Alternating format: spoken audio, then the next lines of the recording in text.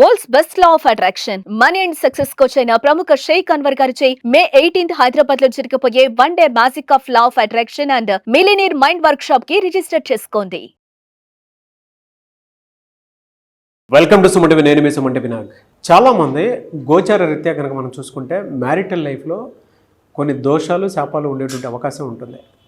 Vedic astrology అటువంటి వాటికి ఏం చెప్తుంది? ఈరోజు మనతో పాటు వేదిక్ ఆస్ట్రాలజీ ఉమాగారు ఉన్నారు. అది వారి మాట్లాడాలని తెలుసుకుందాం. నమస్కారం ఉమాగారు. నమస్తే నాగరాజు గారు. వేదిక్ ఆస్ట్రాలజీ ప్రకారం కనుక మనం చూస్తే ఏ మ్యారిటల్ రిలేషన్షిప్లో అయినా సరే కొన్ని థింగ్స్ వల్ల డెఫినెట్గా గొడవలు జరిగే అవకాశం ఉంటుంది. సో జనరల్గా మనం చూసుకుంటే గోచార రీత్యా ఏ రాశి వారికి ఏ విధంగా ఉండే అవకాశం ఉంటుంది, అండ్ ఆ శాపాలు అండ్ ఆ దోషాలు ఏ విధంగా ఉండే అవకాశం ఎక్కువగా ఉంటుందండి అసలు? తప్పకుండా అండి. ఏదైతే మనం మాట్లాడుకునేటువంటి వైవాహిక జీవిత సమస్యల్లో కనుక ఎందుకు అకారణంగా తగాదాలు కానీ గొడవలు కానీ విభేదాలు, అంటే మ్యారీడ్ లైఫ్ మీద చాలామందికి చాలా రకాలుగా హోప్స్ ఉంటాయండి. నా భర్త ఎలా ఉండాలి, నా భార్య ఎలా ఉండాలి, నేను పెళ్ళైన తర్వాత ఇలా బ్రతకాలని చాలా ఆశలు ఉంటాయి. కానీ అనుకోని విధంగా ఎన్నో రకాల ప్రభావాల వల్ల ఎందుకు ఇబ్బంది పడతారు, ఎందుకు విడిపోతారు, ఎందుకు చనిపోవడం జరుగుతుంది, ఇవన్నీ తెలుసుకోవాలి అనుకుంటే ప్రతి మనిషికి తనకి తెలియనటువంటి చేసినటువంటి కర్మల వల్ల వచ్చినటువంటి శాపాలు కొన్ని ఉంటాయండి. ఆ శాపాల మూలకంగానే ఈ యొక్క మ్యారీడ్ లైఫ్లో ఇబ్బందులు వస్తూ ఉంటాయి. ముఖ్యంగా మనం చూస్తే మొదటిది విత్త శాపము అని చెప్పబడింది.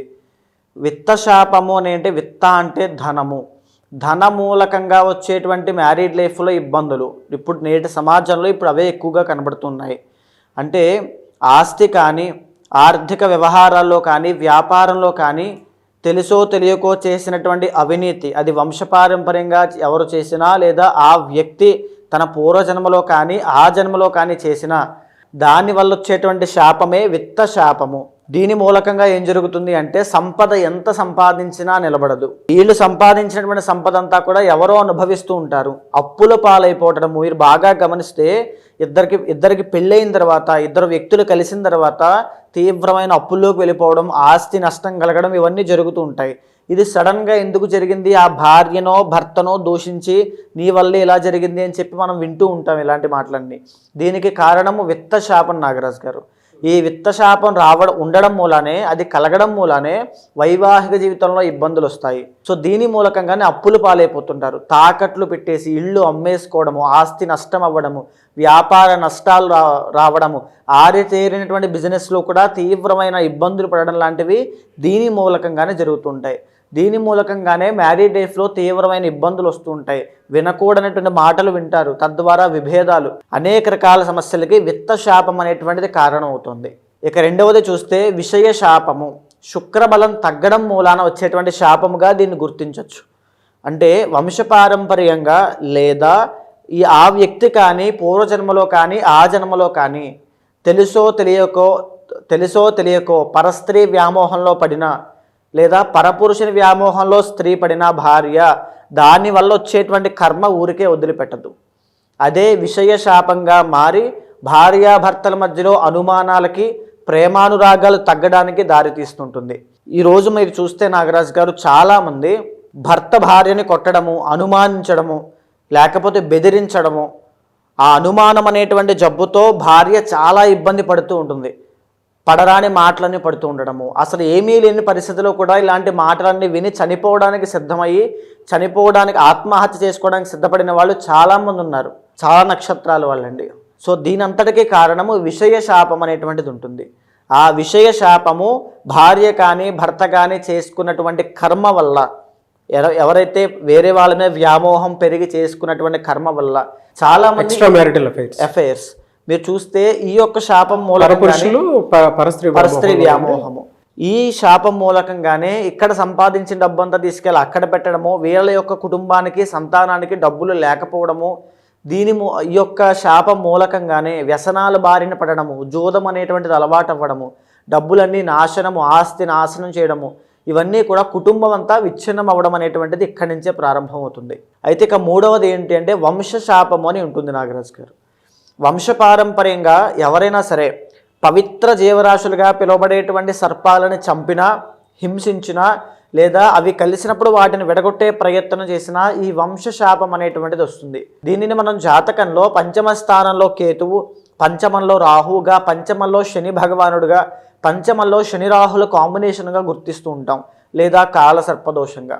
దీని మూలకంగా ఏం జరుగుతుందంటే సంతానము కలగకపోవడము, మిస్క్యారీ అవ్వడము, పుట్టినటువంటి సంతానము బాల అరిష్టంతో జన్మించడము, మాటలు సరిగ్గా రాకపోవడము, ఇంకా చైతన్యం రాకపోవడము, అవిజ్ఞానం రాకపోవడము, విద్యలో అభివృద్ధి లేకపోవడము, చిన్న వయసు నుంచి ఆరోగ్య సమస్యలు, వ్యసనాలు, జోదరిలాగా అయిపోవడము, తల్లిదండ్రుల మాట వినకపోవడము, తద్వారా వచ్చేటువంటి మ్యారీడ్ లైఫ్లో ఇబ్బందులు, ఇవన్నీ కూడా ఈ వంశశాపం మూలకంగా వస్తుంటాయి.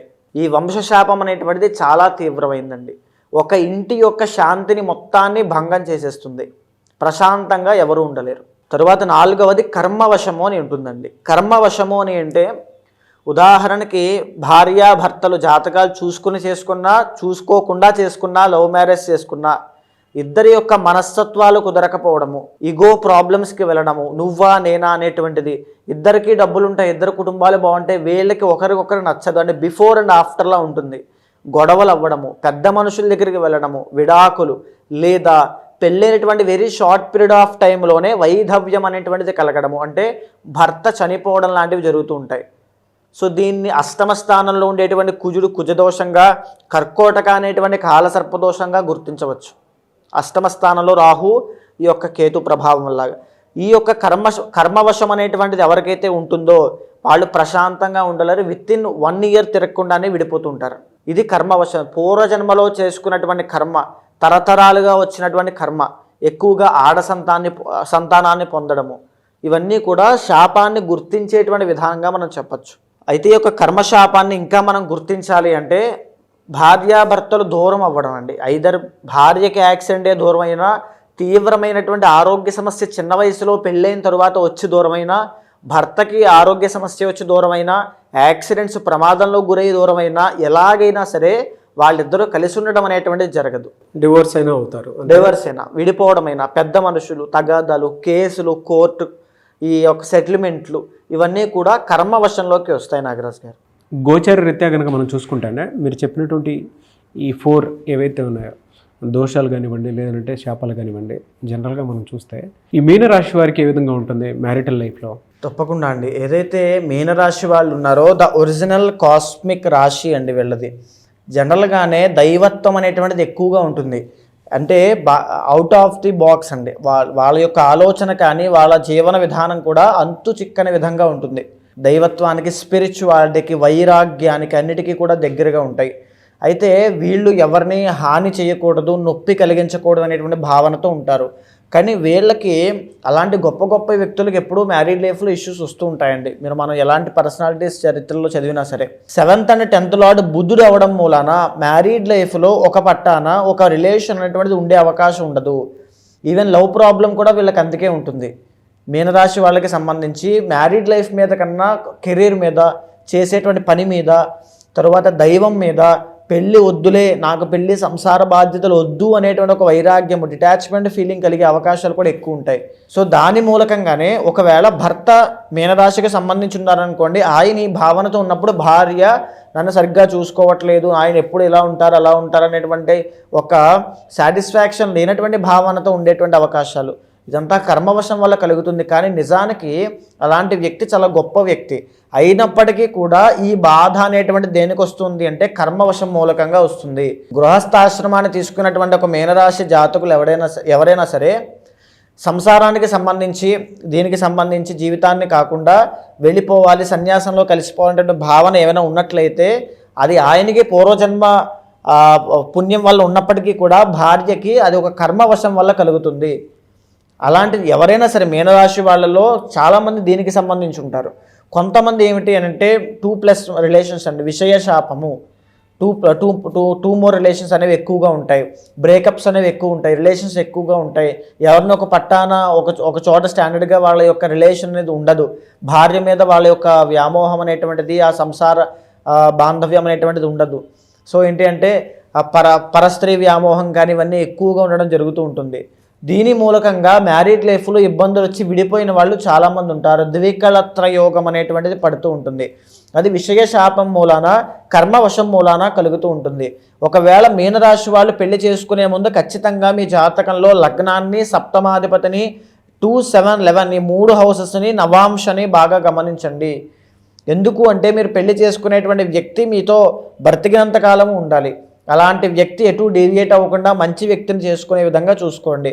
ఒకవేళ మీ యొక్క స్వంత జాతకంలోనే ఇలాంటి దోషం ఏదైనా ఉంటే కనుక దానికి తగినటువంటి పరిహారములు వెంటనే ఆచరించిన తరువాతనే పెళ్లి చేసుకోండి. సో 2 దోషాలు ఉంటాయి వీళ్ళకి ఇప్పుడు. ఉంటాయండి ఖచ్చితంగా. కర్మవశము, విషయ శాపము అనేటువంటివి 2 ఉంటాయి. కర్మవశంలో కొంచెం డీటెయిల్గా చెప్పండి, అంటే ఏ విధంగా ఉండే అవకాశం ఉంటుంది? కర్మవశము అని అంటే ఉదాహరణకి ఈ వ్యక్తి యొక్క ప్రవర్తన వల్ల, ఈ వ్యక్తి ఇంట్లోంచి వెళ్ళిపోవడం వల్ల కానీ, లేకపోతే ఈ వ్యక్తి యొక్క ప్రవర్తన బిహేవియర్ నచ్చకపోవడం వల్ల విడిపోయి వేరే వ్యక్తిని చేసుకునేటువంటి అవకాశం ఎక్కువగా ఉంటుంది.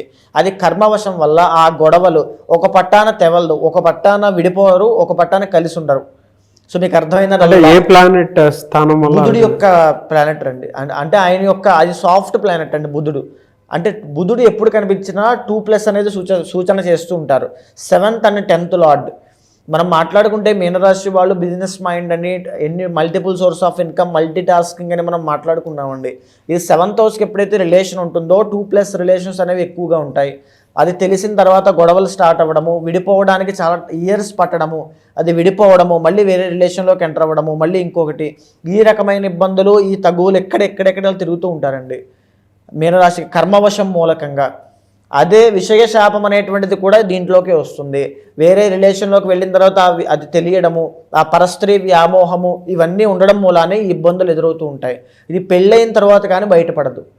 సో దీన్ని గుర్తించేటువంటి విధానమే జ్యోతిష్ చక్రంలో ఏదైతే సప్తమాధిపతి, ద్వితీయాధిపతి, లాభాధిపతిని బట్టి మనం గమనించి, నవాంశ బట్టి గమనించి ముందుగానే జాగ్రత్తలు తీసుకోవడము. ఎలా సార్ దీనికి రెమెడీ ఏమైనా ఉంటుందా పర్టికులర్గా? ఉంటుందండి ఖచ్చితంగా. ఏమిటి అంటే బుధుడి యొక్క బలం పెరగాలి అంటే ఎప్పుడైతే మగవాడి యొక్క జాతకంలో శుక్రబలం లేనప్పుడే 2+ రిలేషన్స్ అనేవి ఉంటాయండి. శుక్రబలం ఉన్నటువంటి జాతకులు ఎవరూ కూడా 1 woman man అంటూ ఉంటాం కదా, ఒక స్త్రీతోనే ఉంటారు.